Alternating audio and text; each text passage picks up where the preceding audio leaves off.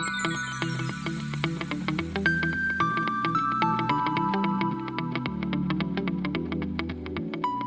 you everyone for coming today.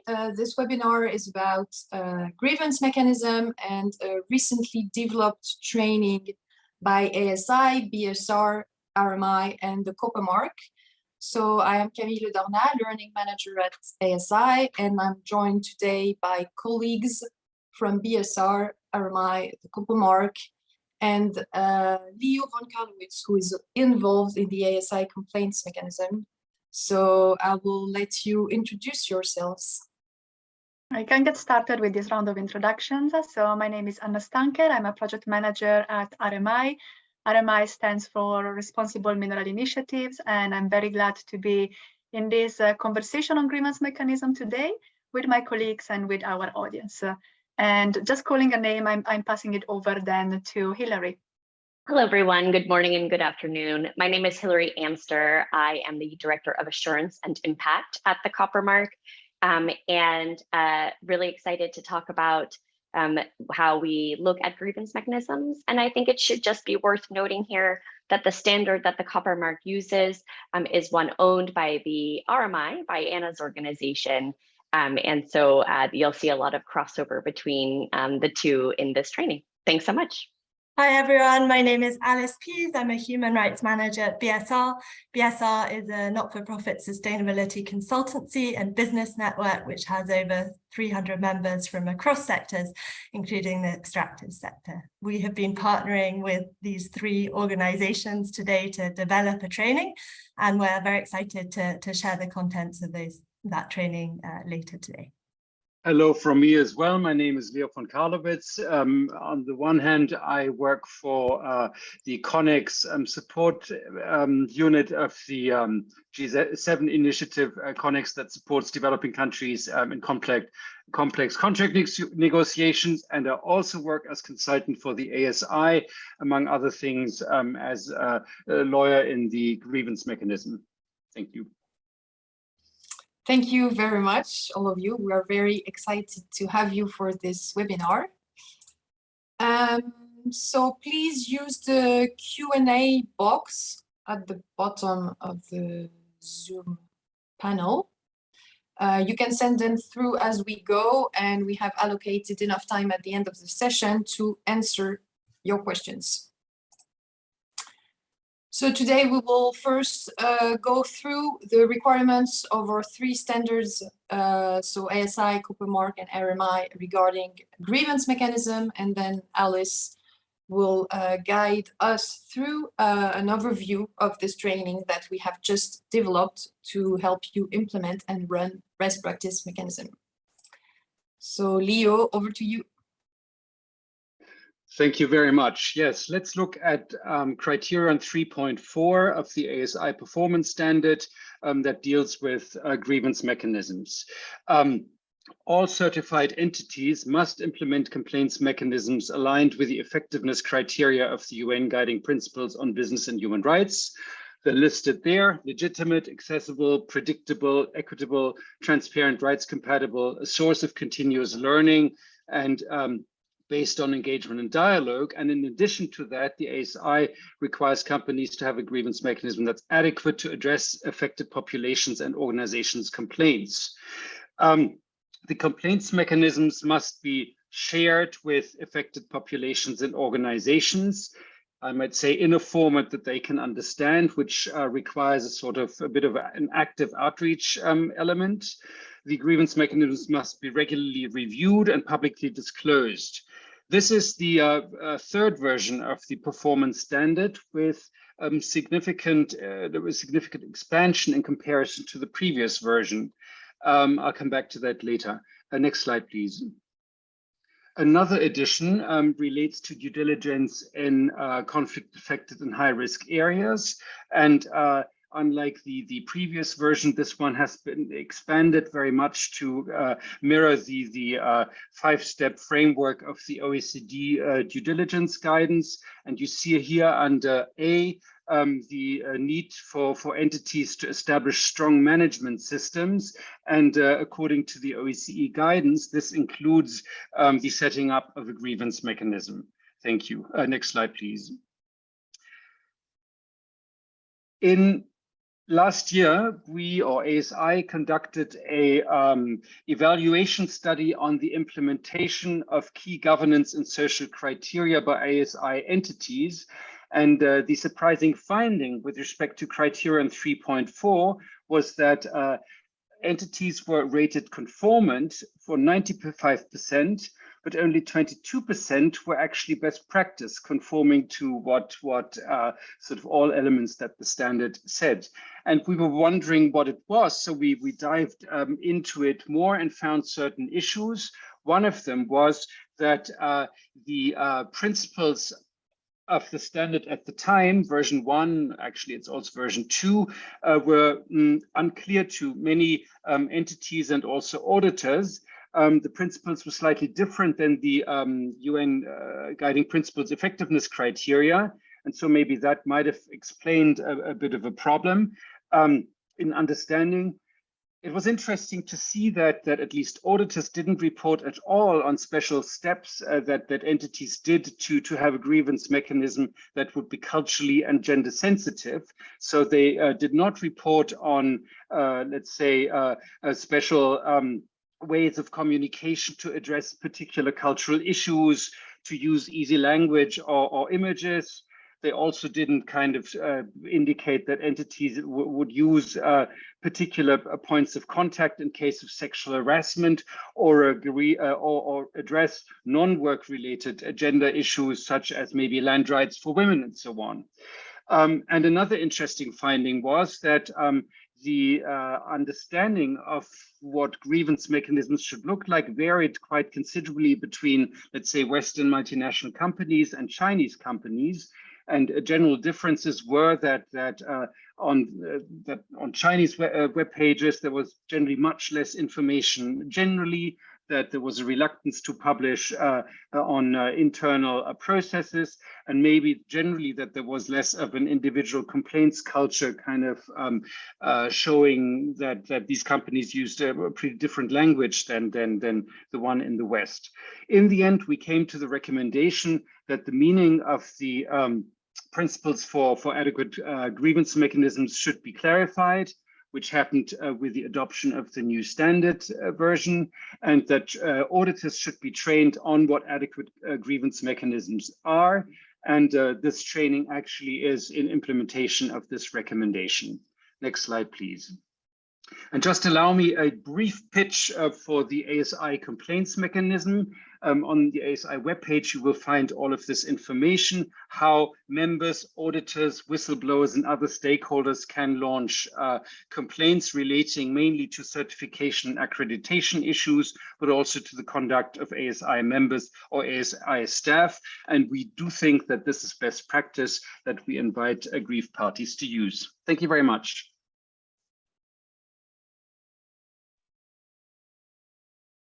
Thanks, Leo, and I will take it from there to speak a bit about the RMI requirements on grievance mechanism. I will start with a few words of introduction on RMI and to explain the evolution of our standards. So RMI is an initiative of the Responsible Business Alliance, and it's dedicated to driving and promoting responsible mineral supply chains. Our members are both downstream company, brands, manufacturers, as well as midstream companies, so metal processors that are operating across a variety of minerals and metals, including the 3TG, but going beyond that, such as cobalt, mica, the battery minerals, and so on. We have a history of collaboration with the Copper Mark, indeed, as Hilary mentioned, so several of our standards are also jointly managed with the Copper Mark. Now, RMI operates a third-party audit system, which is the Responsible Mineral Assurance Program, RMAP, And within RMAP, you will see there are two families of standards. The first standards, which are depicted here on the slide on the top, are really standards that are grounded in the OECD Responsible Mineral Sourcing Guidelines. They are designed to support companies meeting regulatory requirements such as those outlined in Dodd-Frank or in the EU conflict mineral regulations. And since they are indeed grounded in the OECD Responsible Mineral Sourcing Guidelines, the requirements around grievance mechanism also mirror the guidelines of the OECD, specifically Step 1E, which require a company to establish an operational level grievance mechanism that allows to voice, record, and follow up on concerns regarding the circumstances of extraction, trade, and handling of specific minerals managed by that company in order to alert the company on possible risks. So this is a type of requirements that you will find in our mineral-specific standards as well as in a mineral-agnostic standard.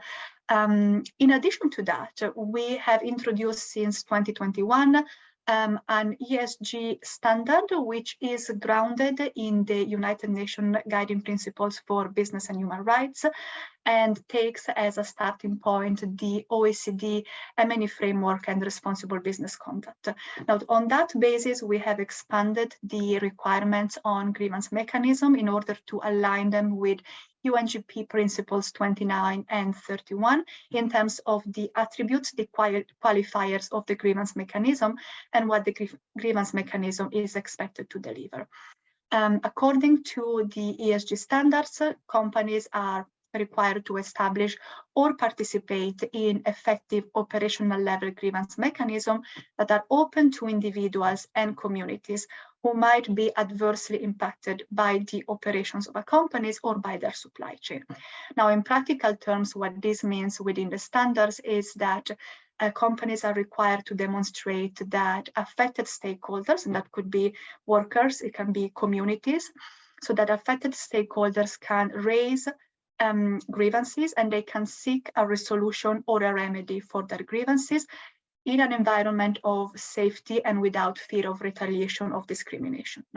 It also means in practical terms that a company is expected to have a procedure in place to receive the grievance, to investigate the grievance, and also to provide remedy, as well as to communicate the results of the grievance process and the remediation process to the affected parties. So here you will start hearing a lot of commonalities with the requirements that Leo has outlined for the ASI standards.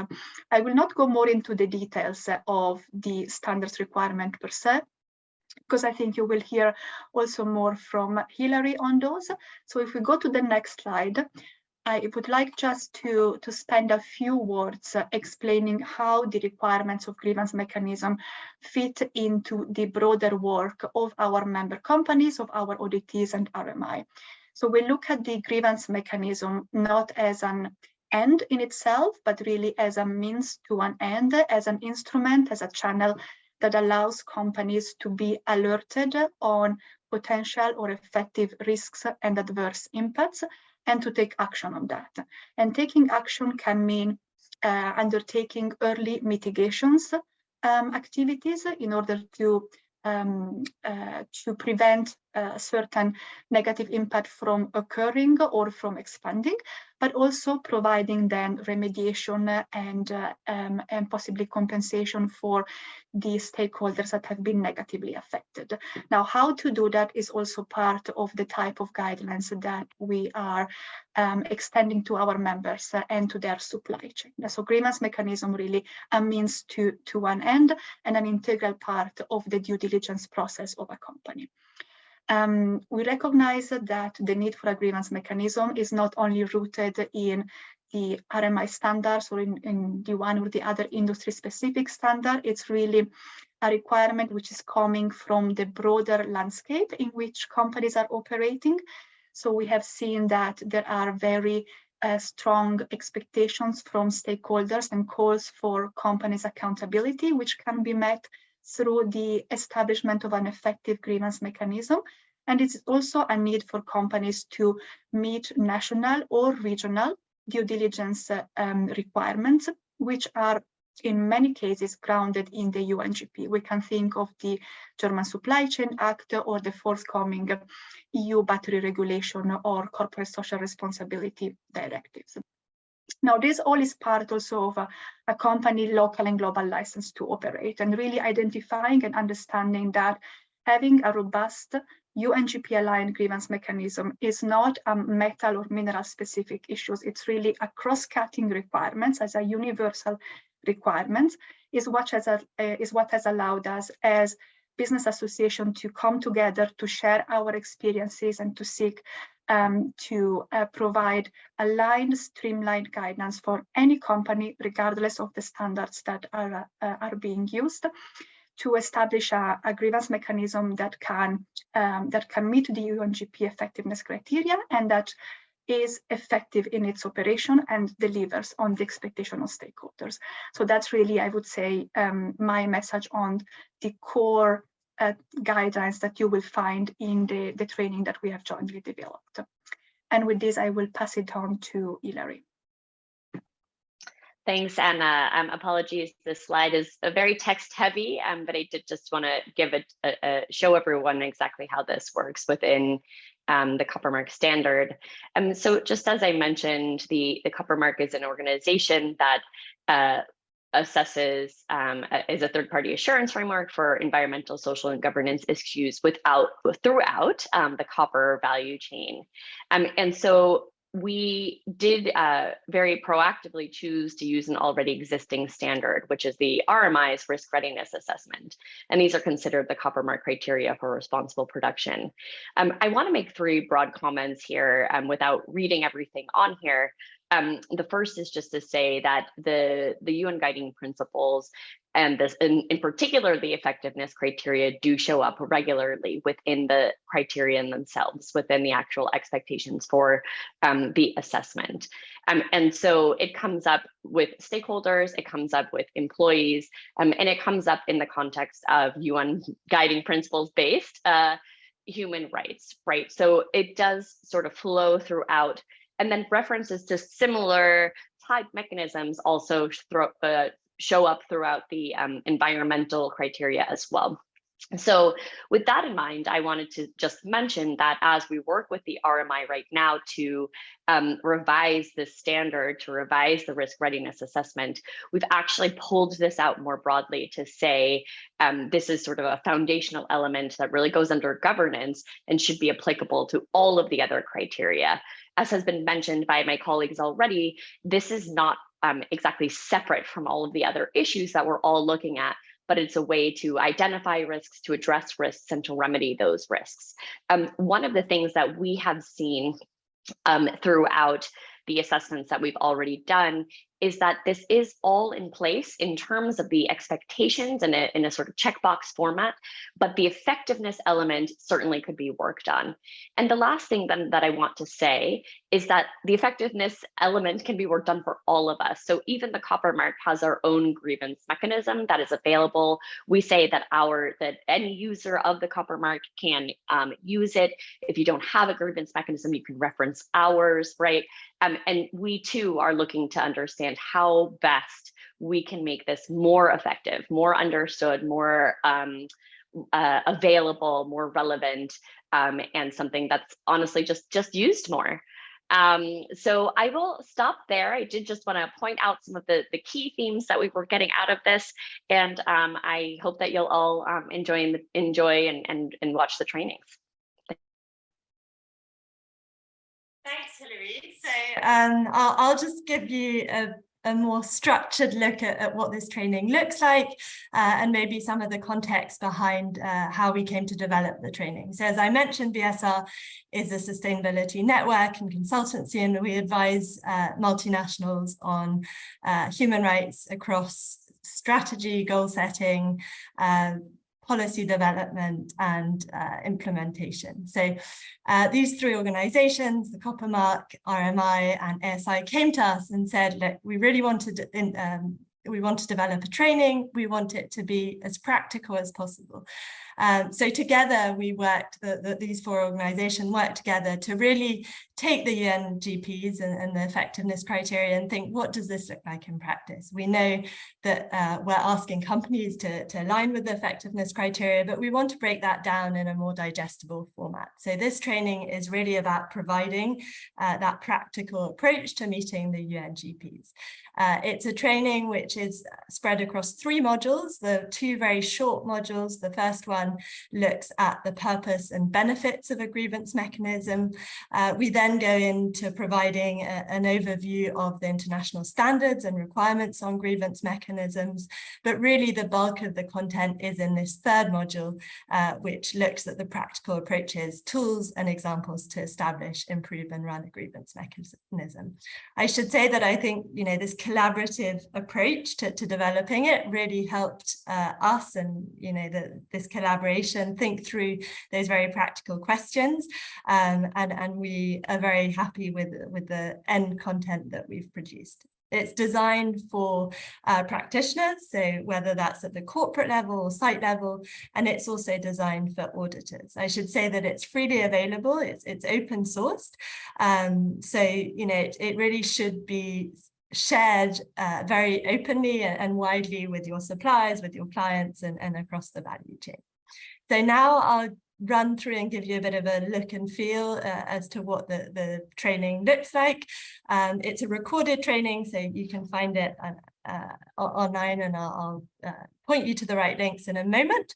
But this is an example of a slide from the first module, which, as I mentioned, looks really at what is a grievance mechanism and that the introduction to what types of grievances can be lodged, what types of grievances exist, and really what are the business benefits to having a grievance mechanism. So quite basic information to start with, but we wanted to condense it in a way that was accessible and really gets to the heart of the issue. If we turn now to the next slide, module 2 is focused on outlining the international standards, so the UNGPs and the OECD guidelines. And if we can turn to the next slide, please, so we can visually illustrate that. We then provide an overview of the 3 standards that you've just heard about, and really tried to bring out some of the key expectations across those different standards. So as we've said, all these standards are aligned to those international frameworks, and on this slide you'll see that those 6 key requirements that we took out from each of those standards. So that is to map stakeholders, design a grievance mechanism in collaboration with stakeholders, align it to the effectiveness criteria, create procedures, communicate and regularly review and adapt. And obviously underlying those 6 steps is the need to address root causes. So if we turn to the next slide, as I said, this is a snapshot of module 3, which is really focused on, from start to finish, what do companies need to do to build a robust grievance mechanism, which is aligned to the UN guiding principles. You may be on this call and thinking, well, I've already got a grievance mechanism, so, perhaps this training doesn't apply to me. But you'll see, on this slide that we go through both the development and implementation of a grievance mechanism, but also the revision of a channel. So, if you do feel as though you already have a grievance mechanism in place, maybe you'll be going straight to that revision phase. So across these 3 different phases, what we've done is we've then broken down each step into sub-steps. So if we can go to the next slide, please. This is an example of that first step, which is the development of the grievance mechanism. So here we've identified 3 steps. The first is to engage internal and external stakeholders. The second is to create clear and comprehensive processes. And the third is to communicate. And if we then go on to the next slide, you'll see that within each of these steps, we've broken the phases down by key actions, which you'll see in blue at the top, and then some key questions and considerations for practitioners to look at. We've then done a couple of sort of deep dives. And again, if we go to the next slide, we've provided more information on certain aspects. So on this slide, you'll see, you know, a closer look of which types of rights holders are impacted by key business activities. But we also have some sections on, you know, what are the key elements to include in a grievance mechanism process, which members of staff should be involved in investigating a complaint. So wherever we feel as though more context and information is needed, we've tried to go in with more information. And then I should say that throughout this third module, we've tried to illustrate it with a very practical example of a fictitious company that is, you know, setting out on its grievance mechanism journey, and we explain, you know, the challenges and the different steps that company takes across the design, the implementation, and the revision of its grievance mechanism. So if you're wondering, you know, where can we access this training? It can be accessed on all the different platforms of our partners, the ASI online learning platform, Coppermark's training platform, and the RMI's e-learning platform. We are open to your feedback. So, you know, if you have completed the course and would like to give us feedback and would like more information on certain aspects, please do get in touch. And I think, you know, as I said earlier, it's a really good, it's a open source training, and I think there's perhaps a lack of these types of trainings which are really cross collaborative, and so please do share it amongst your peers and suppliers. So I'll turn it back over to Camille, who I think is going to launch us into Q&A. Thank you very much, Alice, and thank you very much, everyone before. So yes, as Alice mentioned, you can access the training through these links, and my colleague Thad has included them in the chat box, so you can find them in the chat directly. I also want to stress, as Alice said, this training is for free, accessible to anyone, so please share it as much as possible. And now we will move on to Q&A discussion. We have received a few questions in advance of the session, and a few questions have also popped out in the Q&A box as my colleagues were speaking. You can keep sending them through the Q&A box, but let's get started with the first ones that came through. We had one on, could you share good examples of affected stakeholder engagement in the design of grievance mechanism? Leo, do you want to talk to this? Yes, thank you. I guess the ASI grievance mechanism is a good example. We have a standing Indigenous Peoples Advisory Forum that has a say in the ASI Standards Committee, and as such basically influenced not just the criteria introduced at the beginning on grievance mechanisms, but they also kind of commented in detail on the development of the ASI complaints mechanism as such. And this was a very beautiful collaboration, making sure that Indigenous concerns were addressed properly. Thank you. Absolutely, thank you, Leo. And you can find more information on the Indigenous Peoples Advisory Forum, their role within ASI governance, and their participation in the Standards Committee, for example, on our website. Another question is, how can small businesses ensure that their larger suppliers have strong grievance mechanisms in place? I can say a few words on this, Camille, and I think that I would really recommend businesses, regardless of their size, but in particular small businesses, to leverage their participation and membership into business association, because that is where they can find that collective power to be able to speak with one voice towards suppliers or companies that might not yet have a grievance mechanism in place or not aligned with the UNGP, and really promote progress on that front, but also help them to identify the right guidelines and the right tools. So if you are able to leverage that membership in order to speak to your suppliers and also help them to access resources, training possibility, then we definitely encourage you to do so. And I might link this also to one of the other questions that has come in the chat. There is a question asking whether this training addresses the concept of remedy. So the training is really focused on the establishment, the management, and the review of a grievance mechanism. This is seen in the context of enabling access to remedy. So there is a short part of the training that does speak to that, but it's not the core component of the training. We don't dive deep into the different types of remediation and how they can be extended to affected stakeholders. But do keep in mind that we have additional resources for companies that are looking for support specifically to understand what does remediation mean, what are the different types of remedy, and how is my company connected to a certain grievance along the supply chain. And I invite you to look on our website for this type of guidance as well.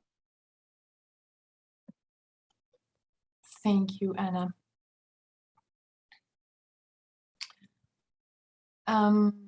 Another question relates to what are recommendations for ways to share out the effectiveness of grievance mechanisms, both quantitatively and qualitatively? Maybe I can take that, because we do have on the section of the training which is about revising mechanisms, we do cover this, albeit at quite a high level. But I would say the two key criteria and elements to determining your effectiveness and measuring it. The first is really, to set out what are those KPIs and what are those key elements which you are going to measure year on year, whether it's the number of complaints received at in each of your different geographies, the types of complaints, they related to sexual harassment or the community concerns. So the first step is really to be able to determine what information you need to be able to make an assessment of the effectiveness of your measures. And the second is to have a very open feedback loop. So in our training, we recommend that, on a yearly basis, you should solicit the input of your the stakeholders that have used your grievance mechanism to understand from them whether they have recommendations, they have parts of the grievance mechanism haven't worked for them. And in addition to consulting with affected stakeholders, that you should also consult with all of those that are involved in handling the grievances. So I think, the key element to measuring effectiveness is to have a clear process in place and to make stakeholder engagement a key part of that process. And in addition to those two elements, having a very regular cadence for reviewing a grievance mechanism. We would recommend once a year at a minimum.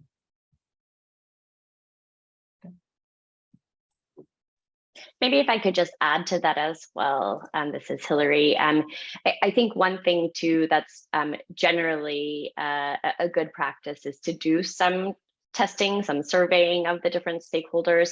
And certainly this is something that's also done in an audit context, right? So any of our three organizations will talk to the stakeholders and ask if they are aware of the grievance mechanism, have they been involved in it, do they understand how it works? Have they been made aware then of the outcome, and has remedy been provided, right? So there are some both internal and external ways to get a good sense of whether the grievance mechanism is being effective. I think the most important part that was mentioned is that there is a regular review, and best practice says that that's on an annual basis. So probably more qualitative than quantitative data available but just some ideas.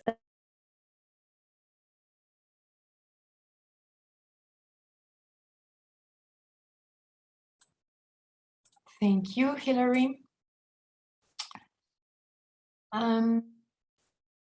We have another question, which is, how do you define and manage complaints, grievances, feedback, and issues?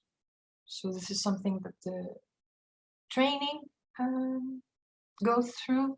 Alice, if you want to say a couple of words on how training helps with that. Sorry, could you repeat the question? I was answering a question in the chat. No problem, sorry. How do you define and manage complaints, grievances, feedback, and issues? Good question. So it's about having a very clear procedure and process in place. And I think, it does depend on the context of your business, on where you have operations, and the interconnection between perhaps the corporate headquarters and your site levels. But I think what we see as an absolutely essential first step is really to have a very clear procedure of how you implement, of how that grievance mechanism will work. And I think this procedure needs to be communicated internally, but also externally. So I'll give you a couple of examples of the information which you would choose to include in that procedure. I think you would have a very clear sense of the number of days you expect to respond to a grievance, in how you're going to communicate with impacted stakeholders, and who within an organization is going to handle those complaints. And I think this training actually is useful for thinking about those different steps and breaking them down, so that each stage you can, when you're designing that policy, you can think, well, this is the information I'll need at the resolution phase, and therefore I should build it in from the start in that process and policy. Absolutely, great. Next question is how to prevent that grievance mechanism would be perceived as an open wish list from communities. Leo, perhaps you want to talk to this. Yes, thank you. Well, in the end, it's about communicating what the grievance mechanism is and what it applies to. So it is about making sure that the stakeholders understand on what they can, or what the issues are they can launch their complaint about, and that would actually limit the wish list, I would think. And if people kind of submit complaints that exceeds the jurisdiction, let's say, or the scope of the complaints mechanism, then the answer will be negative. And maybe I can just also comment on that open question on the outreach, how to share how can stakeholders be made aware of the ASI grievance mechanism. In the end, various means, certainly the use of languages of key target groups, but also the mention of a complaints mechanism in relevant publications, or also at stakeholder meetings, meaning anything that kind of raises awareness. And I don't think that there is a specific criteria on how to do it. There are a couple of best practices mentioned in the trainings of how you can do outreach. Any of these really would be means to share awareness of the grievance mechanism and what it covers. Thank you. Thank you, Leo. We have another question, which is actually a follow-up from the information you have given already, Alice, on what do we need to do to build gender sensitivity into the grievance mechanisms. Are there examples for solutions? Maybe I can just add a few points on that. I think it is important to think at each stage of that process, what those gender questions are. And so, for example, when you're designing the mechanism, are there specific issues which are context or context specific, which may impact certain groups more than others? And if so, I think that the first is that mapping exercise. And if so, what additional expertise do you need to understand how to build in those to build it into the design of the grievance mechanism? So, for example, in certain communities, women may not feel comfortable raising concerns and may not want to use a complaints mechanism which is in a highly visible area and where some of their community would be able to see them lodging a complaint. So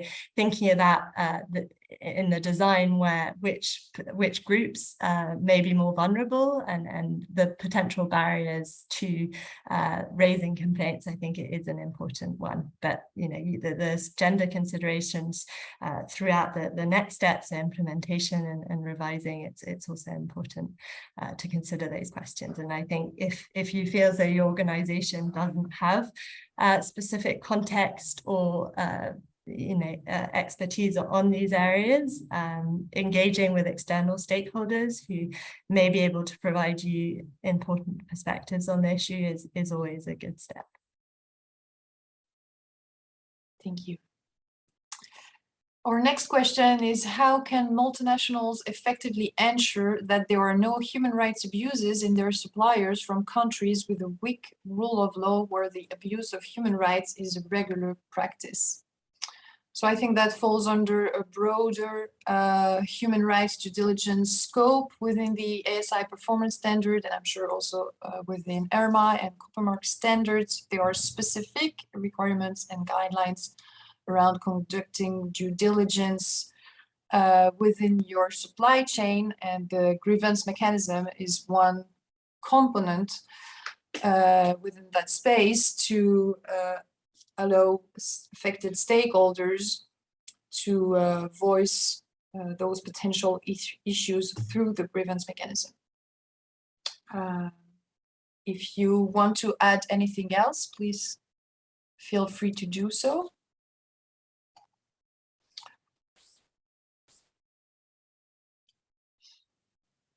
I mean, my recommendation here would be, well, first of all, not to consider this as an issue which only pertains to countries with weaker labor legislation or weaker rule of law. I mean, grievances and negative impacts on workers or communities really are not only geographically located, they can happen everywhere.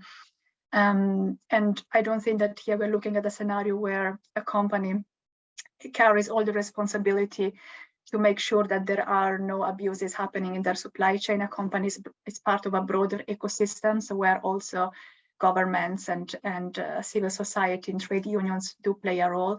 Where a company does come in is with a responsibility to make sure that they understand where there are risks in their supply chain, and they are able to engage with their suppliers in order to prevent, where possible, those risks from occurring, or really to enable access to remediation if negative impacts on workers or communities have already materialized. So I think the ideal situation would be there is a silver bullet that gives us the possibility to prevent all abuses, but in a situation where that's not the case, then really the roles of companies as looking at their supply chain is really that of conducting their risk assessment and to be able to engage constructively with their suppliers and possibly also with the affected stakeholders to enable access to remediation. Thank you, Anna. So we have used all our time now, but I think all questions have been answered. I see, Alice, you're replying to the last question. Thank you. Thank you very much, everyone who attended. And we hope this training will be useful to you. Please don't hesitate to send us any feedback after following the training on how this was helpful. If you feel that there are any missing areas left, that would be really useful for us to improve and refine our training materials in the future. And I just want to add, because in relations to that, ASI has also developed an additional training with BSR on modern slavery risks specifically. So please also have a look at this one, which can be very useful in your human rights general management. Thank you very much, everyone. Have a nice day.